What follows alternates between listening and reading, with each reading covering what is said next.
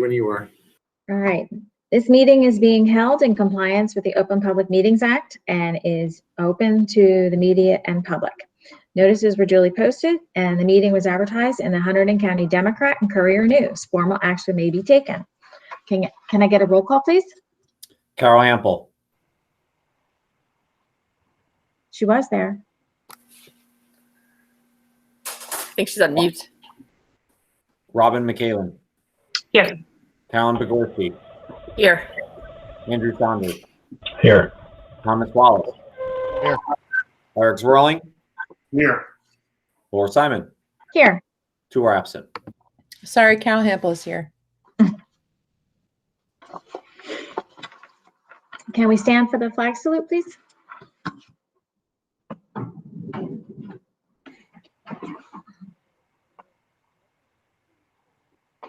I pledge allegiance To to the flag of the United States of America, and to the republic for which it stands, one nation, under God, indivisible, with liberty and justice for all.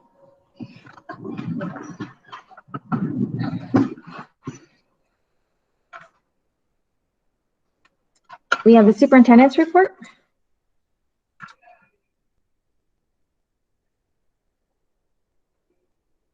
Okay. Thank you, Mrs. Simon. Welcome to our October Board of Education meeting, everyone. I'd like to begin tonight by introducing Mrs. Sharon Moffett, the principal of Reddington Middle School. Tonight, she will provide for us our first highlight of the school year, which is our middle school highlight. I should mention that Reddington Middle School opened today for its first day with our A-Day students, and I'm sure Mrs. Moffett will touch upon this, but it was a very successful day. The rain made us a little wet with arrival this morning, but overall it was a really positive day, and we're just thrilled to see the students back in school. So I'll turn it over to Mrs. Moffett. Thank you. Good evening, everyone. Thank you, Dr. Hart and board members, for having me here tonight. I love talking about Reddington Middle School, so I'm very excited to show our presentation tonight. So just give me a second, I'll set it up.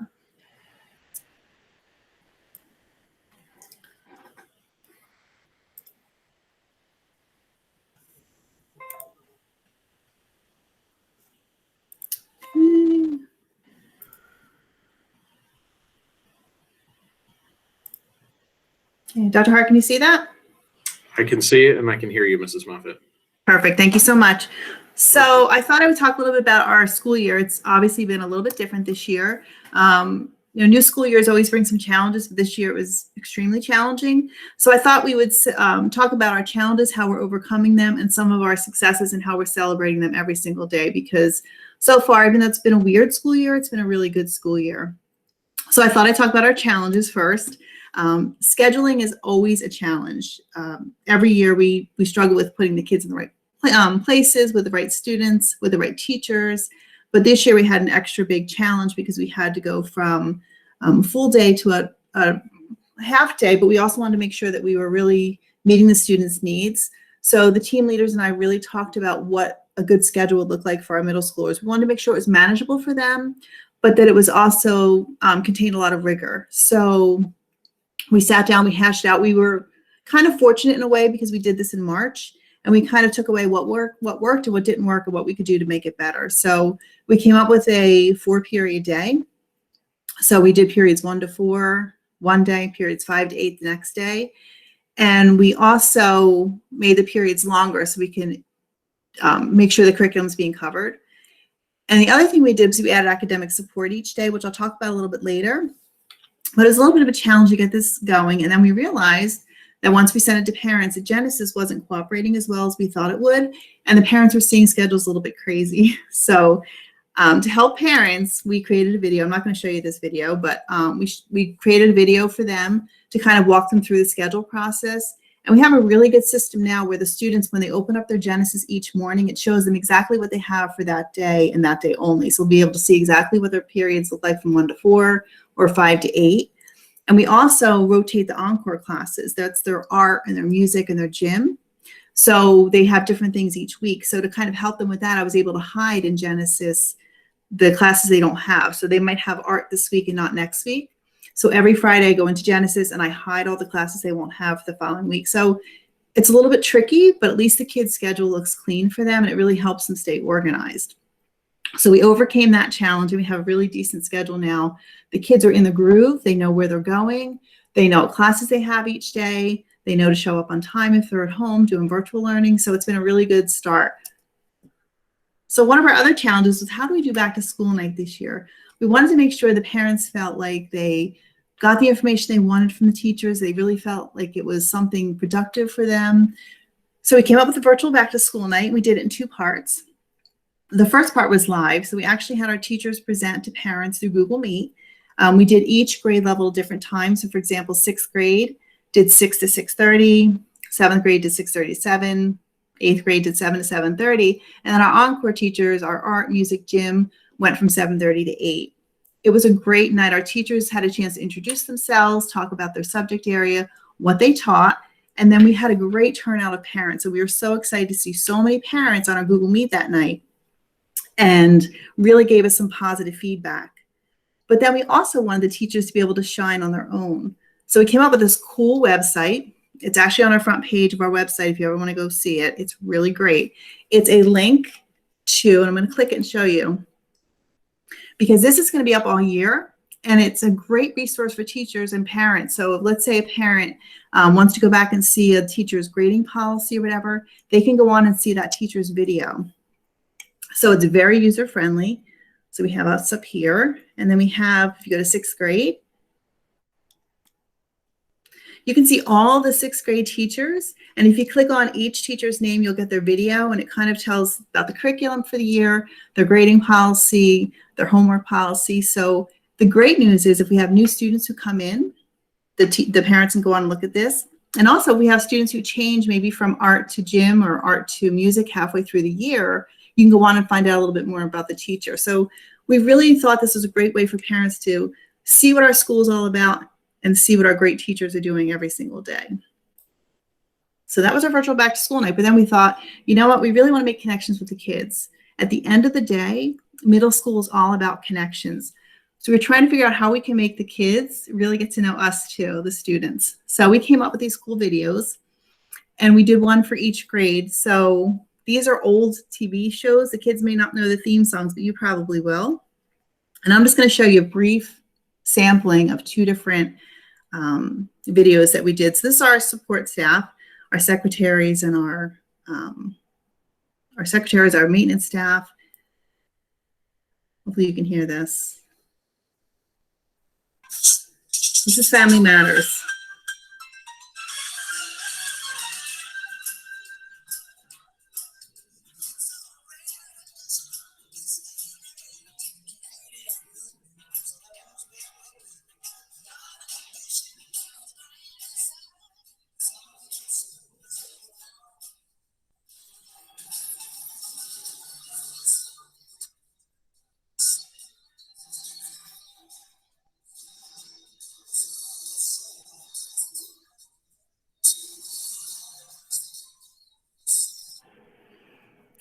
So I know you're probably singing along to that one because you know that one. One of the grade levels did Full House. And I'm going to show you one more, just a part of the other one, because this is a take on Saturday Night Live. It was Encore Night Live. I thought they did a really nice job with this.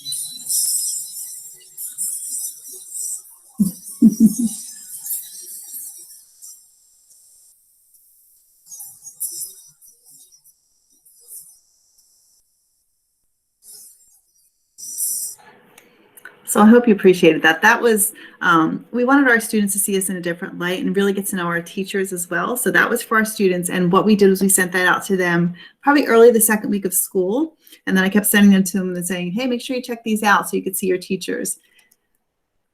So we are also trying to think, how do we involve the students in this remote process? So our student council has been dynamic. Our officers were elected last year by our student body. Bonnie McGaudry is our president of student council.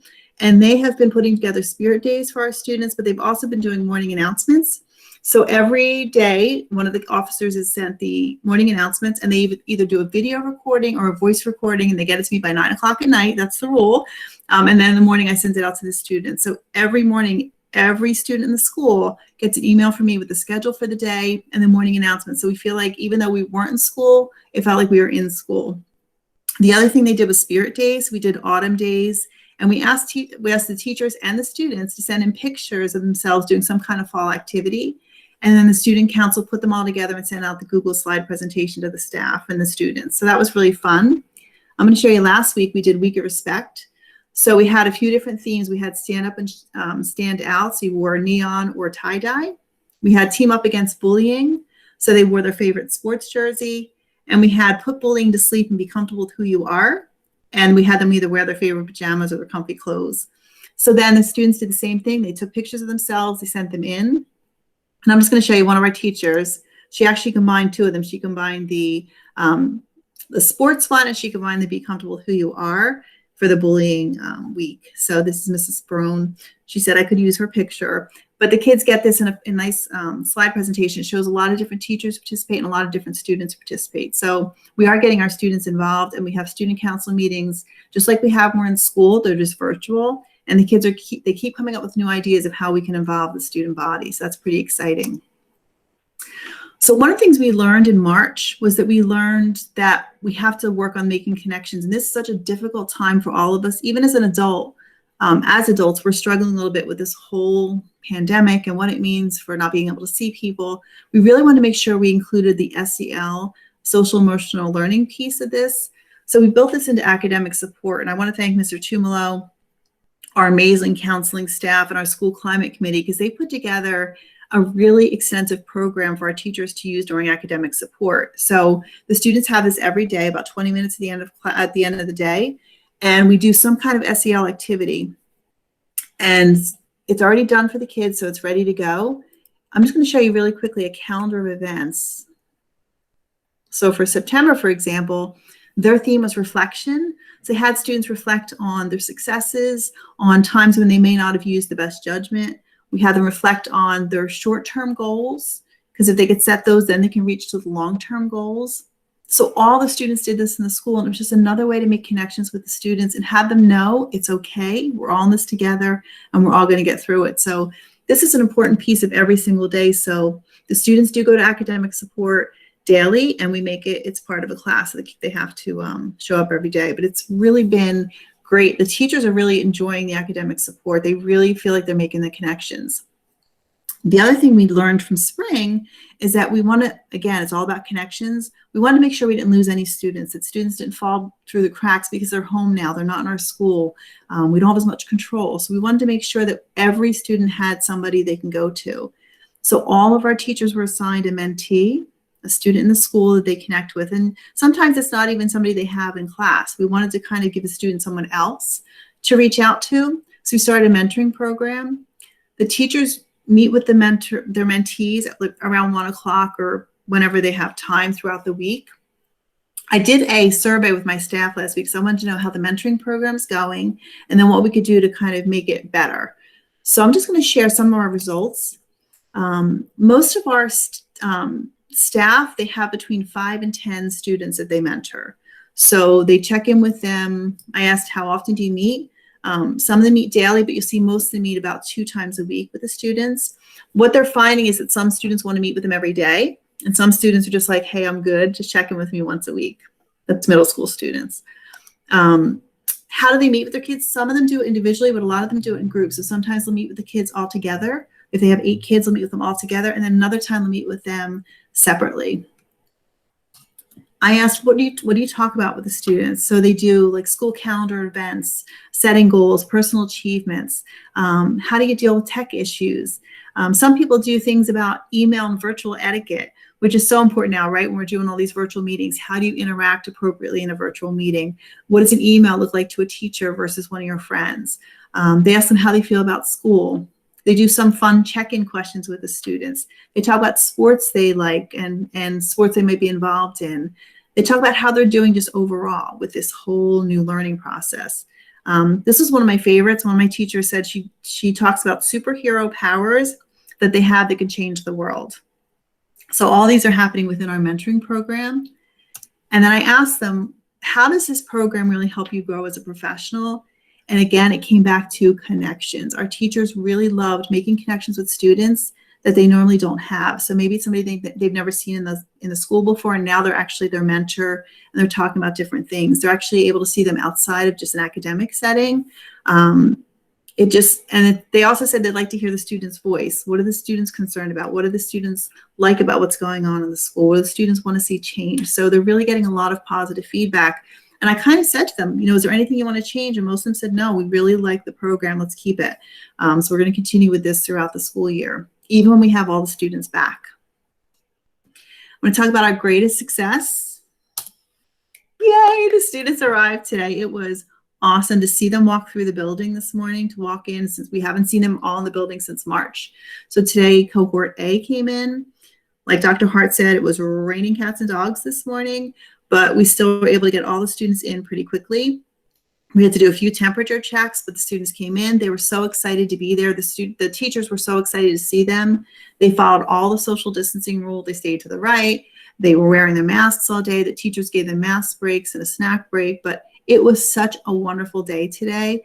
And then on Thursday, we get to welcome the cohort B students. So it's been a great opening to school, and we're really excited for it to move forward. Thank you. Thank you for coming, Mrs. Moffett. We really appreciate it. And thanks for sharing all of the activities that the students and the staff at RMS have been involved in. The mentoring program is cool to hear about. It's really nice to hear about how staff are making connections with kids, which is awesome. I mean, it's something that maybe even when we're back to normal, whatever that normal is going to look like, something that we think about what kind of lessons we've learned and what we can implement in the future.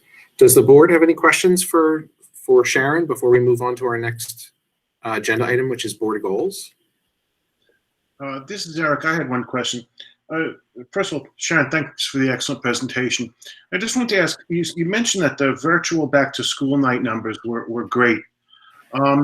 Would you say that they, if there's any way to tell, were they less than, equal to, or greater than you would get live? Because we see here for our meetings that we're getting more people attending the board meetings virtually than we do live. And I'm just wondering, what did you see? Is there any way that you can tell?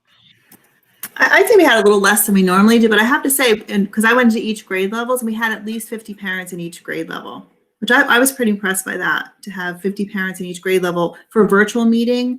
And normally, it depends on the night. Sometimes the 8th grade parents don't come as much as the 6th grade parents come.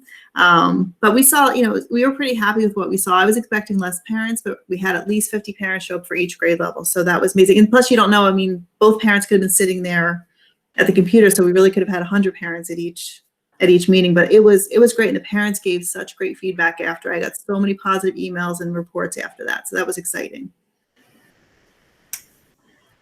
Question. And Eric, to your point, I had a superintendent coffee chat last week. The counselors were there, Mr. Tumalo, Mrs. Beagle were there.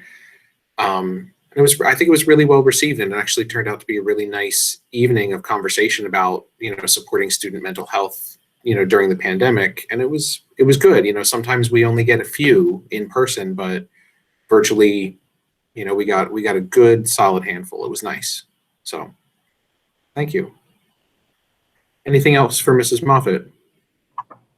Question on the mask break. Can you describe the people that are online on what that looks like? Absolutely. So today was our first day of trying it. Some teachers are more comfortable than others. Some teachers are actually comfortable with the kids in the room just taking the mask off. It's a very quick break. But if it's nice outside, of course, last week was the most beautiful weather we've ever had, and today was raining. So what we encourage the teachers to do is take the kids outside whenever possible. So anytime we have a nice day, we're telling them take them outside, let them spread out, take their masks off for like 2 to 3 minutes, and then bring them back in. So today was our first day. It wasn't the best day weather-wise, but we also have some kids who maybe are just uncomfortable. We let them go in the hallway, take the break, whether it's a water break or whatever, and then come back inside. So today was our first day, but like I said, it seemed really quiet around the building, and it seemed positive. So that was exciting. Great, thank you. Thanks, Sharon. Thank you for having me. All right.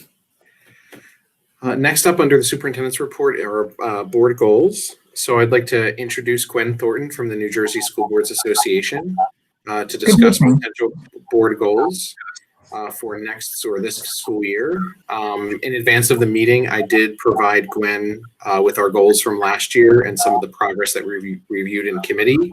And I also gave her the district strategic planning goals that are on for tonight, also just information under the superintendent report. So I'll turn it over to Gwen to talk to the board about goals. All right. Well, good evening. It is so nice to see you, even if we're just remote.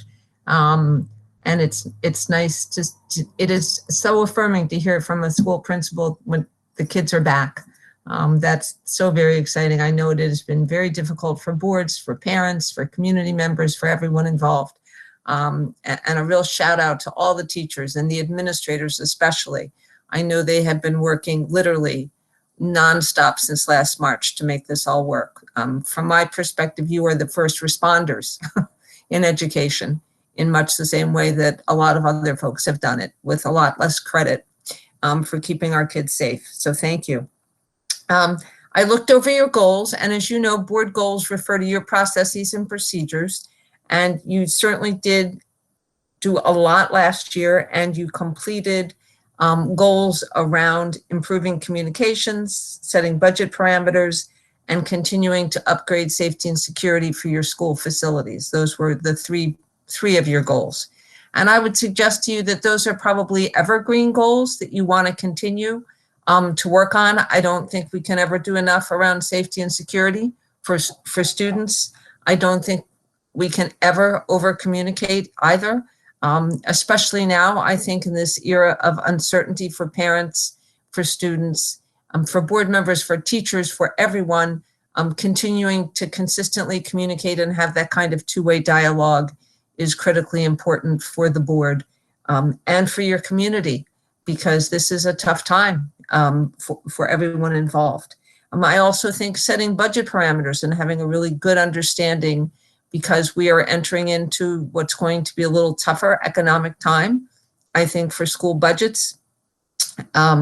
State revenues, as of course you know, have dropped dramatically. The state has extended its fiscal year, and they're just about to begin a new one. And the governor's been authorized, to borrow additional funding, but I don't think schools are going to see a great deal of increase for the foreseeable future.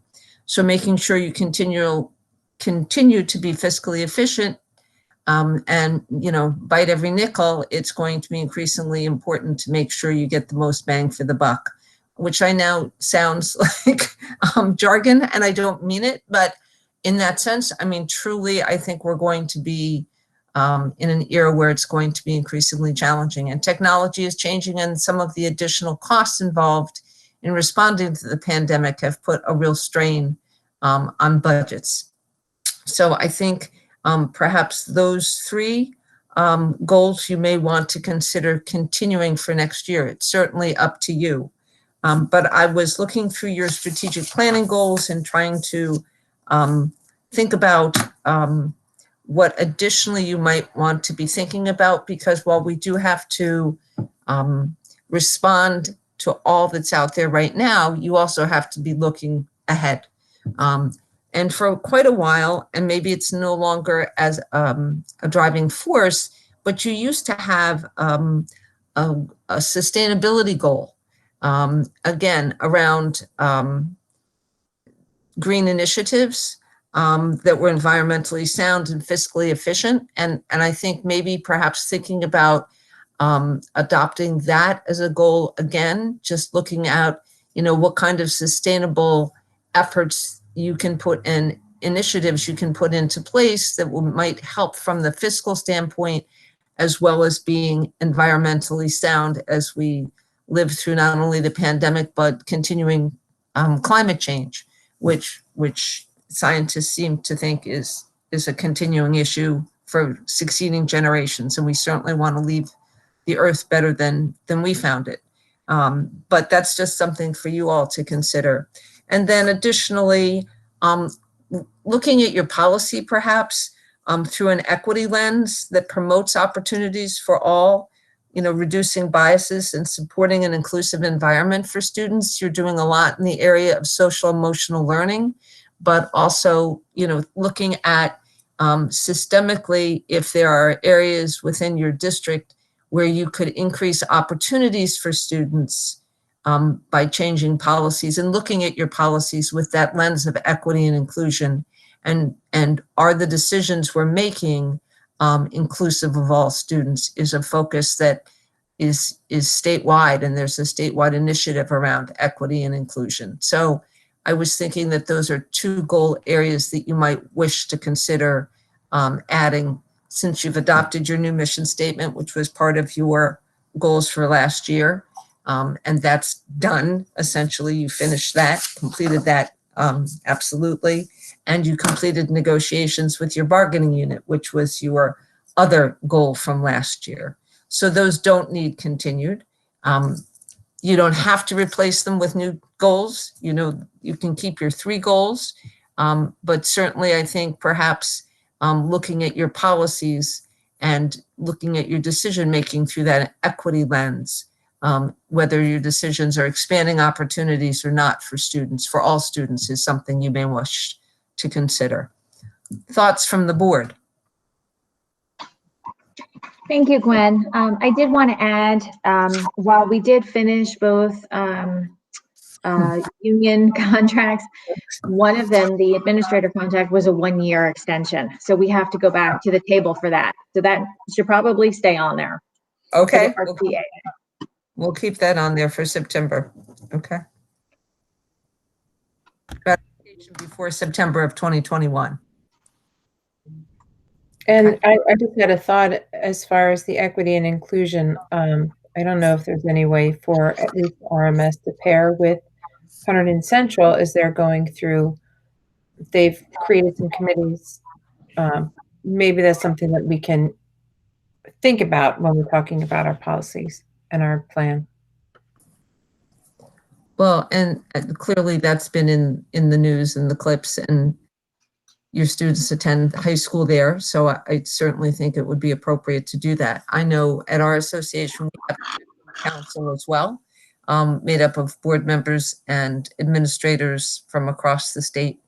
And if any of you are attending virtual workshop, that Equity Council is presenting on Tuesday from 11 to 12 to talk about the work that New Jersey School Boards Association is doing in the area of equity for all students and inclusion.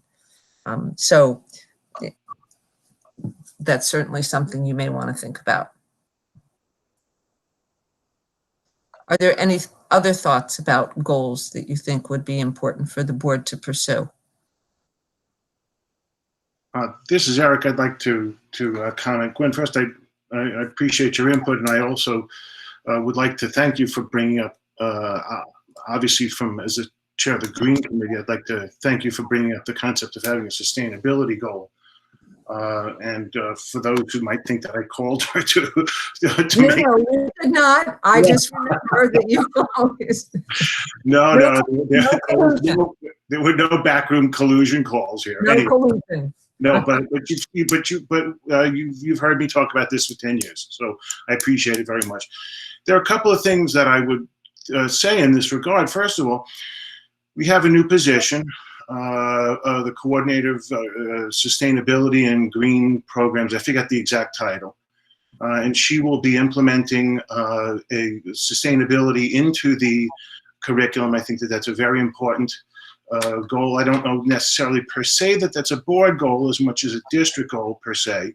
You know, we've done as a board, I think, what we can so far. We've outlined the position, we've voted on the position, we've funded the position. So I think that I'm not sure that per se is a board goal at this point. Okay.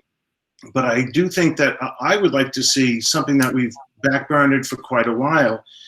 Is there was in the solar contract, there was the construction of a wildlife habitat behind Hollenbrook, which has not, there was some discussion about what to do with that. And that it has lain dormant so far for quite some time, waiting for some input. And I guess we either have to decide at this point whether or not it will be a student-led initiative or something that we just decide what to do with. But I'd like to see some movement, and whether or not there's a role for the board, I assume, on the wildlife habitat. So you know, I appreciate your input, Gwen, and well, those are my 2 comments on that subject.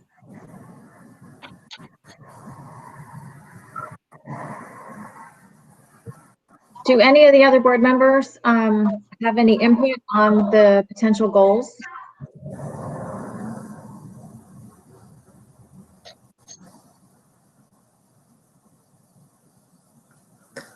So what I'm hearing is We're not hearing. right. We'll stick with number 1 about communication, number 2 about budget, etc. 3, safety and security. We need to maintain number 6 at the very least. And I'm not sure how the rest of the board feels, but I think we still have room for social and emotional learning. Do you want to keep it on there? Yes. Yes. Okay. Anybody else? I would say so, yes. Second I would say yes answer? also. Yes. Okay, so it kind of appears that the only one we would remove is the strategic plan because we've already Done that? so that's what I'm hearing. Okay. All right. You know, Eric, I would suggest that perhaps, you know, the wildlife habitat might be something for student groups with some supplemental funding from the board, and that might be something you could look at budget time. I have no idea the kinds of costs involved or what's envisioned, but you know, certainly the role of the board to support that initiative would be wonderful. But again, you know, it may be a joint venture between the district and the board, and perhaps there may be some community partners out there that you could shake the trees, so to speak, to help support that initiative, which would be wonderful for the kids. I mean, we may be able to just put something that's rather nebulous, just saying, you know, support sustainability initiatives. You know, Dr. Hart later on will be presenting, I believe, on a presentation that he and Ms. Freeman gave at a New York City conference, a Green Schools conference. It was included in the board, in the Bugle. It was very impressive. There were people from literally all over the world, from Pakistan to Australia. The initiatives that the district has been involved in are literally being recognized, not just now in the state, not just across the nation, but literally internationally. And I think that, you know, if we just continue on and stay supporting green initiatives, that allows us the freedom as things come up to support them. Whether or not it needs to be enshrined in a board goal, I will leave that to my colleagues on the board. They've always been open. It doesn't need to be enshrined specifically as a goal, but I know that the support is there when these issues come up. Okay. Well, thank you. Thank you. I didn't do much since you all are keeping essentially the same goals. But, you know, truly, it takes more than a year to accomplish a goal in 99% of the instances. And some of those goals are just going to go onward. They'll look differently year to year in what you do with them, but certainly they're valuable and important goals to have. So if there is anything you need, please don't hesitate to reach out to us. We are here to support you in whatever way ways we can. The great news is that you are getting a lot more public attendance at your meetings, which I think is a wonderful plus to remote meetings. It's one of the best outcomes in terms of this whole thing, in terms of engagement. So unless there's anything else, I will take my leave and I will put this back together for you and send you a memo on it. Very quickly, and I hope to see you all or some of you at our remote conference next week.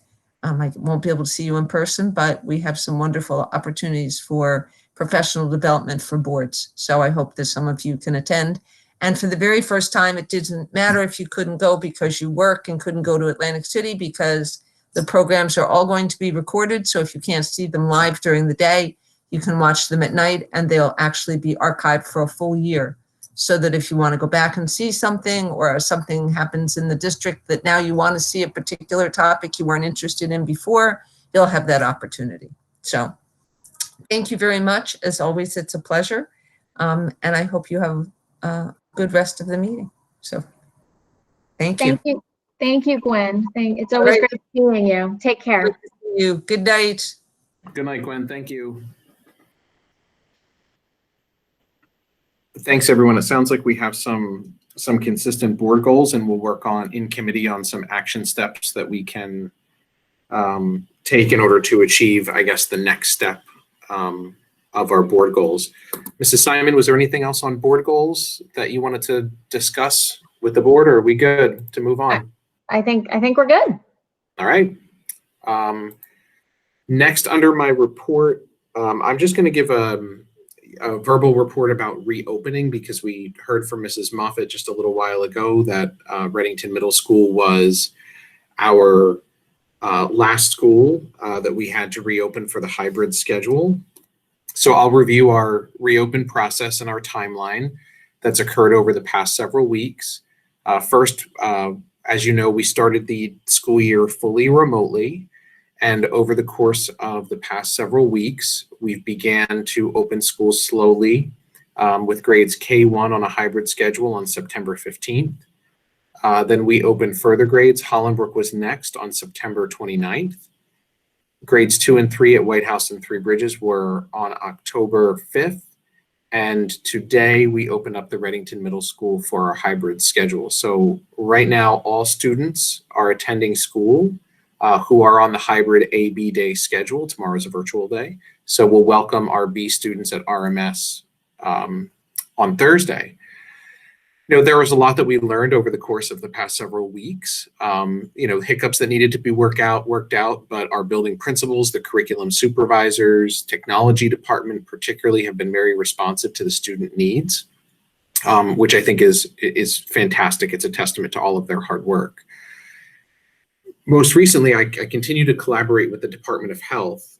Today, the Department of Health was on a call with the superintendents and provided us with some updated statistics. And I've said in superintendent reports in the past and in my presentations about some of the metrics that we're watching in terms of the public health crisis and how we're using these metrics in order to determine perhaps next phases of reopening and safety of our schools and how it could potentially impact our schools.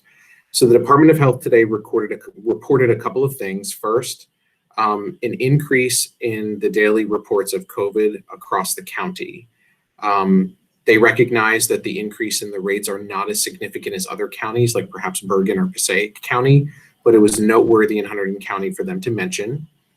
Our current transmission rate in Hunterdon County is 1.13. The state's transmission rate is 1.27, so our transmission rate is a little bit lower than the state's. The governor has always said that we look to keep the transmission rate lower than 1.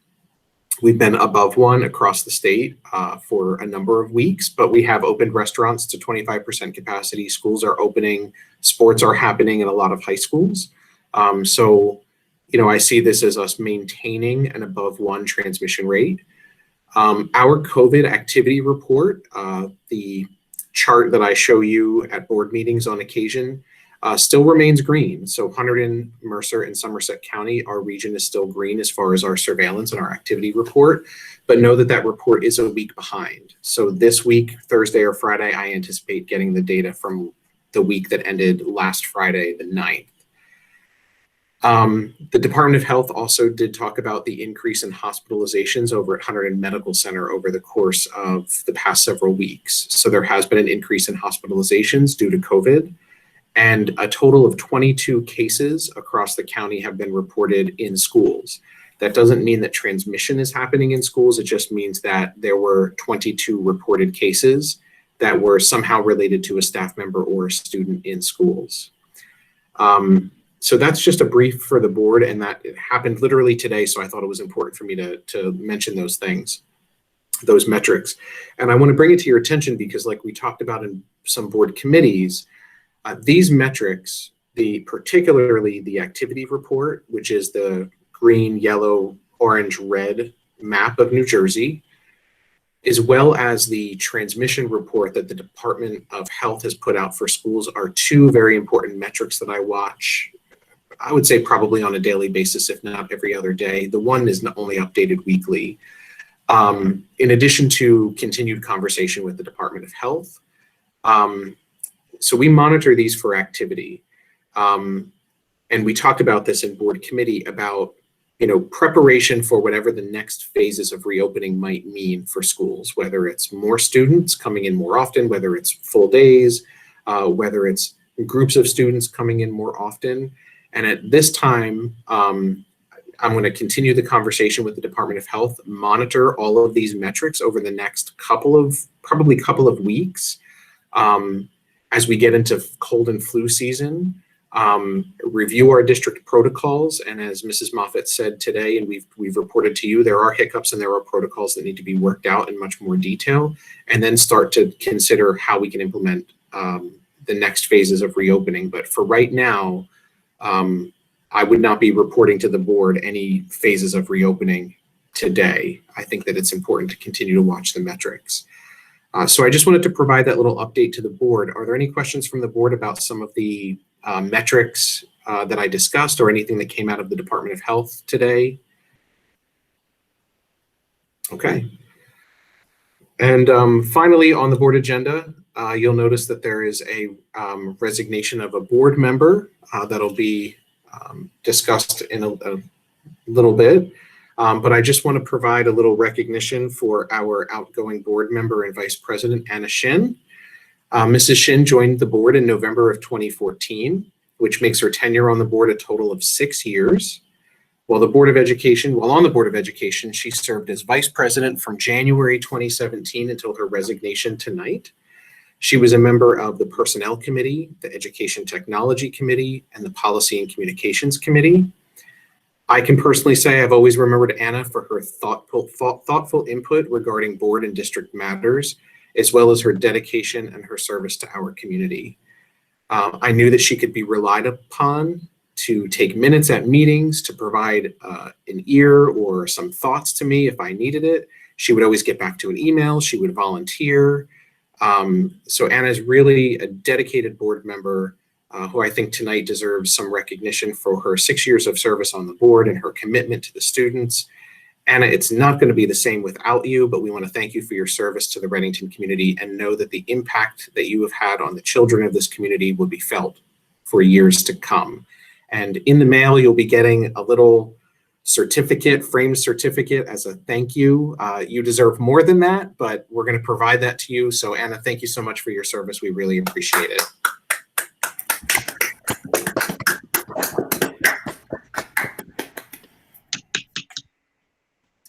And that is everything I have for my superintendent's report, Mrs. Simon. And I know that we'll have Anna's resignation coming up later on the agenda too. Okay, thank you. We are now open to the public, limited to items on the agenda. Sophia Stefanik asked if she could have the floor. Hi. Good evening, everyone. My name is Sophia Stefanik, and I would like to propose an idea. So today was the first day of hybrid, as all you know, and the teachers did a very good job. But I noticed that the teachers were having a little trouble handling both in-person students and virtual students. I believe it's better if we go fully back because it makes it easier on everyone. And my idea is if we go back on Monday, Tuesday, and then we clean the schools on Wednesday to keep everyone safe, and then go back Thursday and Friday. And of course, we would wear masks and keep a 6 feet distance. And if the room is small, we make some adjustments to make everyone feel safe. And it would also be a half day, so we would not have to worry about lunch necessarily. And if anyone gets sick, receives a COVID, they would have to 2-week quarantine and get tested negative twice before they return into school. Tonight, I'm speaking on behalf of the popular opinion of 7th grade students and my friends. I will, however, say that part of being of group B, I haven't physically been into school yet, so I cannot speak of the other side of this, but I can speak on this for the students that express the struggle through online learning at home. Thank you very much. You're welcome. Thank you for having me. Thank you, Sophia. Thank you for all of your thoughts and your comments. We really appreciate it. And thank you for speaking on behalf of your classmates. It's really nice to hear a student advocate for herself and her classmates. So thank you so much. Is there anything else from the public? Nothing at this time. Okay. All right, moving along, we have correspondence. This is regarding school opening. And moving into the resignation and election of vice president, the resignation of Anna Shin, board vice president, which was effective September 30th. Can I get a motion?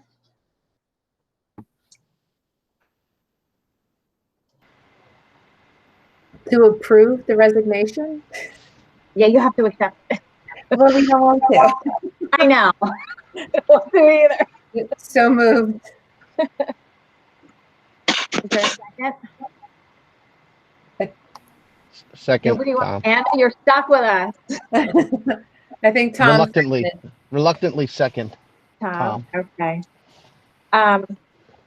Before we have a roll call, I did want to acknowledge Anna. Anna, I think she's still here. But I wanted to thank her for her role as vice president and all of her time as a board member. She's always been someone to count on. There have been endless times that you need to talk about stuff. It could be all hours of the night, and she was always there. She always picked up the phone. She's level-headed. She's insightful, thoughtful. She looks at all different viewpoints. She has the viewpoint of the teacher, of the parent, the community member, and she's able to bring it all together. It was really great having her on the board, and it's going to create a whole, definitely.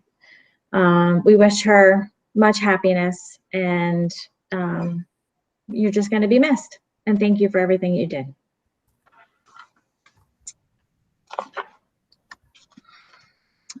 Can I get a roll call, please? Carol Ample, Yes. Robin Kaling, Yes.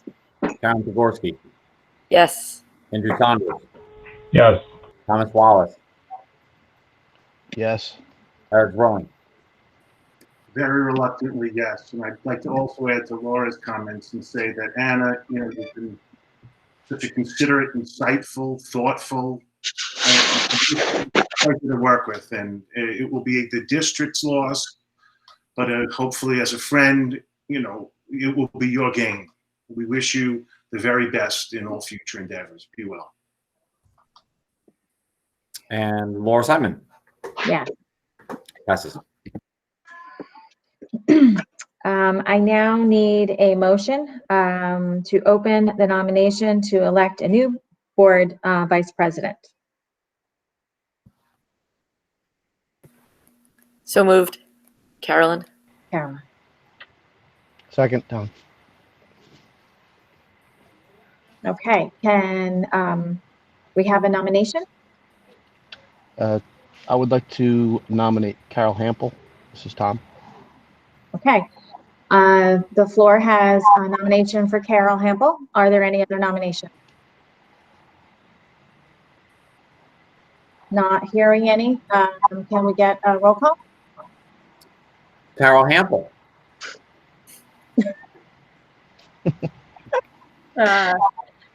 Yes. Bob McKalen. Yes. Carolyn Pogorski. Yes. Andrew Saunders. Yes. Thomas Wallace. Yes. Eric Rowan. Thank you, Carolyn. Yes. And Laura Simon. Yes, Passes. it's going to be great. Well, welcome. Let's see here. All right, we have administrative report. Can I get a motion to adopt 1.01, please? So moved, Carol. Second, Carolyn? Are there any questions on the enrollment and drill reports? Not hearing any. Can I get a roll call, please? Ron McKalen. Oh, I'm not used to being first. Yes. Yeah. Carolyn Pogorski. Yes. Andrew Saunders. Yes. Thomas Wallace. Yes. Eric Rowan. Yes. Carol Hample. Yes. Laura Simon. Yeah. Passes. For the minute, can I get a motion to adopt 2.01 to 2.02? So moved, Tom. Second, Robin. Are there any questions or changes that are required for the minute? Not hearing any. Can I get a roll call, please? Ron McKalen. Yes. Ron Pogorski. Yes. Andrew Saunders. Yes. Thomas Wallace. Yes. Eric Rowan. Abstain from 01, yes to 02. Carol Hample. Yes. Laura Simon. Yes. Passes. Finance and facilities. Can I get there's a slight revision. Can I get a motion to adopt 3.01 to 3.11? And I will there's an addendum for 3.11. I'll read that motion. Motion to approve the tuition contract for student number 502432 to attend the Flemington Raritan School District for the 2020-2021 school year at the tuition cost of $90,951 prorated. Transportation will be billed separately as needed. That is 3.11. Can I get a motion? Yes, Tom. Second? Carol, second. All right. Are there any questions on, oh, wait, sorry, we have a report. Yeah, this is Carol. So Ray's not here today, so I'm going to read the minutes. So the committee met on last Wednesday, October 7th. An update on the capital projects. The TBS boiler project is operational and heating the building, and boiler 2 is scheduled to be completed by today. The Hellenbrook School roof project is, there are a few punch list items working on. The Securing Our Children's Future Bond Act grant is postponed by the state indefinitely. The LED lighting project at White House and Three Bridges schools are both complete. And the other maintenance and IT summer projects have substantially been completed. Digital display and POTS installation have been delayed due to the necessary work to have Chromebooks ready for virtual learning. The emergency walkway work for the RMS 500 wing has been postponed due to additional work to have the schools ready for hybrid learning. The TBS entrance doors have been installed, and if you haven't seen them, they look great. The RMS well E. coli update, we are waiting on approval from the NJDEP, and the lowest bid was $61,900. According to Governor Executive Order number 177, the district must allow the schools to become a polling location for the upcoming general election, and Hollenbrook School has been chosen for this location. Next month, the Department of Education will begin its QSAC review, which includes a walkthrough of the facilities. We have an issue with Mashio's staffing. The school kitchens have not been operational since March, which has created a reduction in staff, which will probably require new staff training once the school kitchens become operational. Policy number 5118. We have a current student's family that has requested to pay tuition as a result of change in residency. They want to keep their child in the district for the remainder of the 2021 school year and the 21-22 school year. The rate of tuition is $21,582, and the committee recommends approval of this item. Update on the budget. The district received $52,266 from the Coronavirus Relief Fund grant. The majority of this money was used to purchase Chromebooks. AmeriHealth will be providing a $53,000 rebate because the original insurance premium was split between the district 80% and the staff 20%. So we will be returning the 20% funds back to the staff. The Digital Divide grant of $49,000 was used to purchase iPads or kindergarten. The FEMA grant request of $110,000 for COVID-related purchases was submitted. However, it is uncertain if those funds will be received.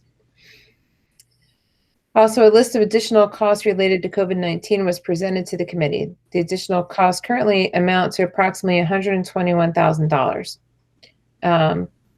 Mr. Boehm continues to monitor this list, and most of the items were not budgeted. The largest unknown amount that could be a concern is costs related to long-term substitutes needed to fulfill staff accommodation. And the NJ Educators Health Plan open enrollment begins in 2 days, October 15th. We discussed the board goals, which were discussed earlier this evening. The committee recommends approval for the finance agenda items, and our next meeting is planned for November 2nd. Great, well done, thank you. All right, are there any questions on the minute or the agenda item? Yes, this is Eric. I have a question. Maybe it's best answered by Jason. What is the remediation strategy they're going to use for the RMS well?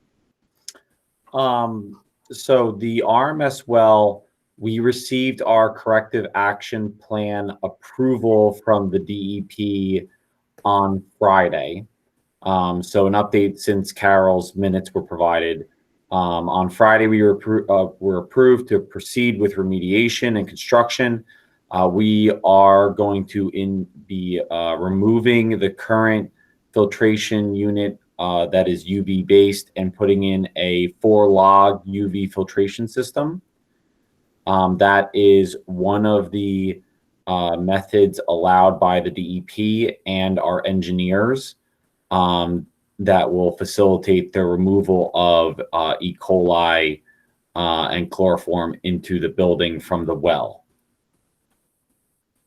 That's great. Thanks. I'm very glad to hear that we're not chlorinating, but rather going with UV. Thank you very much.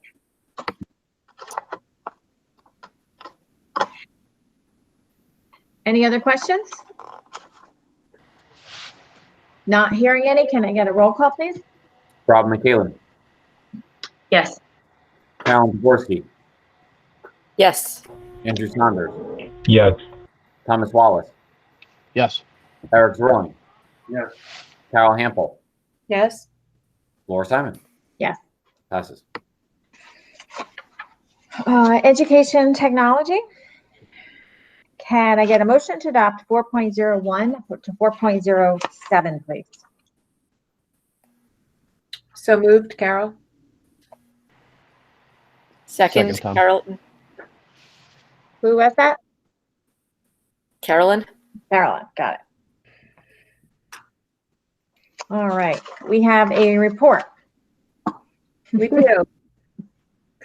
Proud. The Ed Tech Committee met on October 9th. We discussed upcoming assessments or the assessments for the school year. There's a notice sent out to parents of the upcoming assessments. Most of them are fluid in nature. The state mandated assessments, including the state mandated assessments, and the dates for the NJSLA are to be determined. So the instrumental and choral music program protocols. So fourth grade is going to be a one-on-one instruction. These are students that have never had musical instruction to this level before. So depending on the number of students who sign up, it may be first come, first serve, but it's going to be one-on-one virtual. So grades 4 and 5 will both be remote. Grades 6 through 8 will be hybrid for percussion and strings, and they will continue with remote for brass and woodwind. The intervention program. We are working to meet the RTI, which is Response to Intervention Guidelines, in a remote and hybrid environment to best provide instruction to students. The intervention handbook and curriculum are the result of the intervention committee's work last year and reflects the revisions to the programs for this year. We reviewed the board goals for 2019 and 2020, and we discussed, as far as social emotional learning, adding virtual connections. The district will be providing SEL workshops for parents, which is part of our social awareness strategic goal. The superintendent coffee chat that was held last Tuesday was very well received, and it opened up good conversation for attendees. There will be 4 SEL workshops presented by counselors and some teachers throughout the school year, which will focus on the 4 SEL competencies. The goal is to increase parent participation in the SEL program. We reviewed the HSA events, which are all online or virtual. Professional development, which was yesterday, which was an in-service day.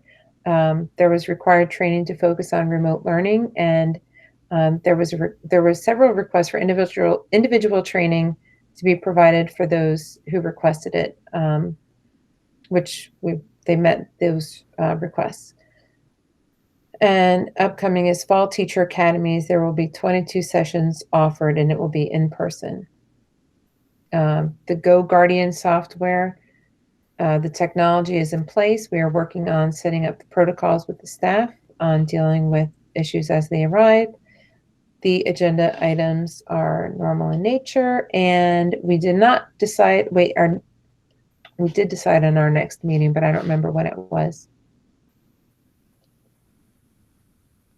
Thank you very much. Okay. Are there any questions on the agenda items or the report?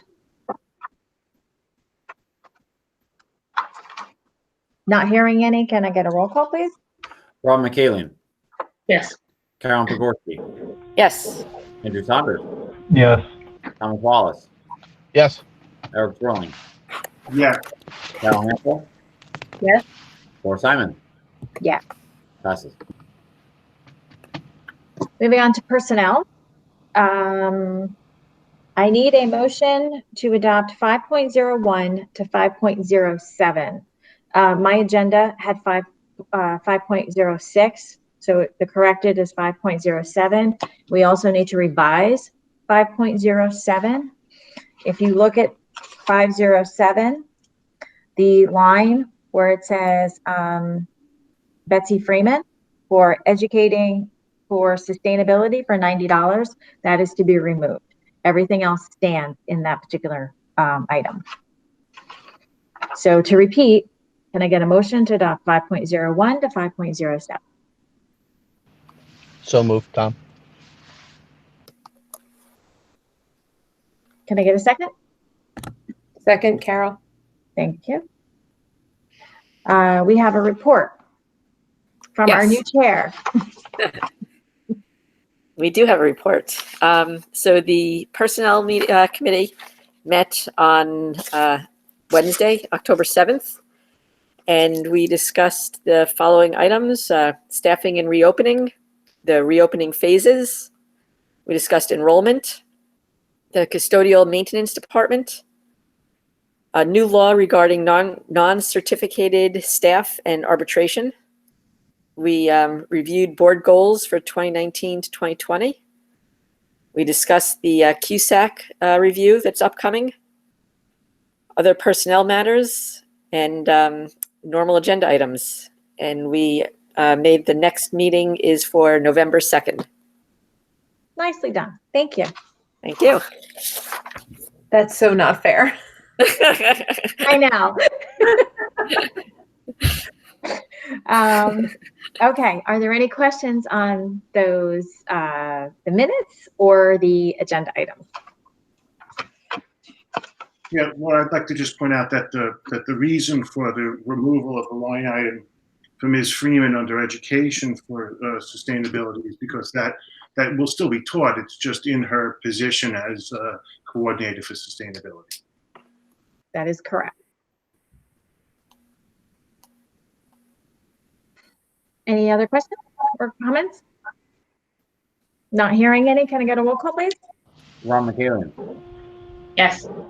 Carolyn Dvorsky, Yes. Andrew Saunders, Yes. Thomas Wallace, Yes. Eric Rolling, Yes. Carol Hampel, Yes. Laura Simon. Yes. Passes. We have communication. Can I get a motion to adopt 601, please? So moved, Carolyn. Second, Tom. Thank you. And we have a report. Committee met on September 21st at 4 p.m. For our first policy alert, we had 3 policies from our last agenda to go over. 2270, religion in schools, covering prayer and religious expression in schools. These are all ones that we had to review with our attorney. 8320, regarding personnel records. We decided not to include optional sections. Some sections of the files that needed to be presented to agencies such as pension. This was a mandated policy, and the regulation that goes with that as well. The new policy alert contained 3 policies as well. One, 5111, resident and non-resident pupils. This covered things like employees' children with tuition payment, and visa students may be admitted to a school provided they're hosted by a domiciled family. This is a mandated policy. 5200, regarding attendance, clarification of excused absences, as well as a clause of parents being required to inform school of absences. This was also mandated. And then 5320 about immunizations, and this was so that our policy better matched with administrative code. We reviewed board goals. We talked about press releases up and coming, and our next meeting is October 19th at 3:30. Great, thank you. Are there any questions on the minutes or the policies on tonight's agenda? Not hearing any. Can I get a roll call, please? Rob McKalen, Yes. Carolyn Dvorsky, Yes. Andrew Saunders, Yes. Thomas Wallace, Yes. Eric Rolling, Yes. Carol Hampel, Yes. Laura Simon. Yes. Passes. We have unfinished business. The school board's workshop, the end of October. Did anybody sign up to go yet? No, I didn't think so. And it's the easiest year to go because you don't have to actually go. I will say I was, the agenda for it didn't really come out. I think it was until this week. So I had absolutely no idea what I was signing up for. So now that I have time to look at that in a little more detail, you know, at first I didn't really want to sign up because I had no idea what I'd be looking at. I agree with you. I kept looking as well, and I didn't see anything. We would get all these notifications to sign up, but you couldn't tell what you were signing up for, whether there was anything really beneficial to our district. Yes. So we'll take a look at that. Jason, have we passed the deadline yet? We will probably still be able to get a refund if we don't have people sign up. I know we have one administrator, maybe two, that are interested in attending some classes. Okay. If we have more than 5 people that may attend, it's cheaper to do a group still. Okay. Right, I'm just sending a reminder email with the announcement of courses, like in case you missed it, board members, the session announcement, I'm going to send it right now, just so if you want to take a look. Thank you. I thought it was helpful too. Thank you very much. Mm-hmm. Okay, is there any other unfinished business that you want to bring up? Okay, new business from the board. We need to talk about the board member vacancy and his position.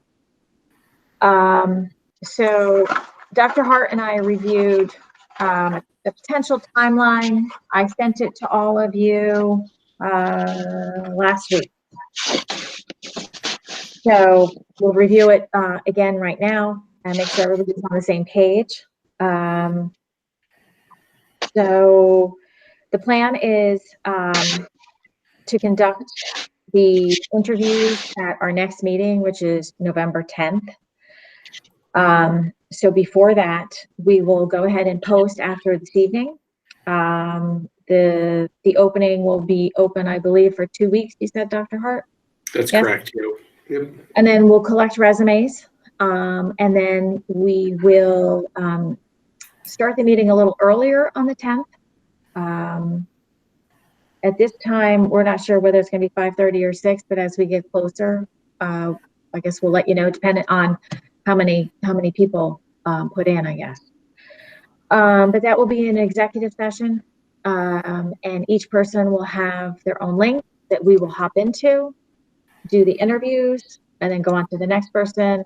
And then we will vote, discuss, etc. in open session, and then that person will then be part of the board for that evening. They'll be sworn in, etc. Does everybody understand this? Does anybody have any questions about it? About the process? One question, where is it going to be posted? How is the announcement going to be made? It'll be put all over. It'll be on the website. It'll be put in the paper. It'll be part of the Genesis blast. They'll put it all over. So 2 of those things that you mentioned are specific to parents. People have kids currently in the that being on Genesis, or I forget the other one I meant. So other than the newspaper, is it possible to put it on any of the community boards and Facebook, or something that gets a broader? We'll put it on Facebook too. Yep. Okay. Just to make sure it gets a broader reach for non-parent. Yep. And then once you see the announcement, feel free to send it to your friends and family. Okay. Yep. Thank you. Yep. Are there any other questions about the process? Okay. All right. So we'll plan on doing the interviews. Last time the interviews were about 10 minutes. It's not a whole lot of time, but we'll have the questions ahead of time ready, and everybody will have their assigned questions, so you know exactly. There's no surprises for you. Try to have it as planned as we can. I think that's it for that. Did you have any other new business you want to bring up? Yeah, real quick. I've had some questions from parents regarding winter sports for the schools. The governor lifted some restrictions yesterday on indoor stuff like ice hockey and dance and things. Is there any consideration or thought regarding winter sports for kids? Yeah, I haven't, honestly, Tom, I haven't had a chance to really go through all of the requirements, and the Department of Health, I think it was the Department of Health, I got another guidance document about protocols for winter sports. So just give me some time to go through it, to coordinate with our athletic coordinators and the middle school. and certainly considering it because we really missed fall sports right now. But if it's something that we're interested in doing as a board and as a community, it's certainly something that I want to look more into per the governor's restrictions that he lifted. So I'll go through it. Definitely consideration. Great, thank you. Mhm. Any other new business from the board? Any questions you want to bring up? Okay, we're now open to the public. Anything on or off the agenda? Just remember to unmute. There's nothing in the comment section. All righty. Can I get a motion to adjourn? I just love this part. Real quick before we adjourn, there's something else that was Oh, mentioned to me recently. Was kids in the White House school, I guess, eating snacks on the floor in the hallway or something like that, and why they can't stay at their desks. I don't know what, if that's really going on or what. I'm not certain. That was just something that was brought up to me. It may be. I'll talk to Dr. DeRosa and find out, because I know when they take their mask break and their snack break, I know sometimes they move to a different location in the building as opposed to being in the classroom, depending on the comfort level of the kids or the students, just to spread out a little bit more. But I could talk to her about if that's happening, even using the cafeteria for 15 minutes, right? Having a rotation of classes going into the cafeteria. But the idea behind that was just to eliminate, potential exposure if there was a student or a staff member uncomfortable in the actual classroom. But I'll follow up with Anne. Okay, appreciate it. Thank you. Sure. thank you. Okay, can I get that motion to adjourn? So moved, Carol. Second, Carolyn. Can I get a roll call, please? Ron McCallum, Yes. Carolyn Pecorski, Yes. Andrew Saunders, Yes. Thomas Wallace, Yes. Eric Throwing, Yes. Carol Hampel, Yes. Laura Simon. Yeah, Yeah. thank you, everyone. And just forewarn, our next meeting will be longer than our normal meetings because of the interviews. So just be mentally prepared for that. Mhm. Okay. Well, thanks, All right. everybody. Have a great Have a great evening, night. guys. All Bye. right, thank you. Night, everyone. Be well. Good night. Night.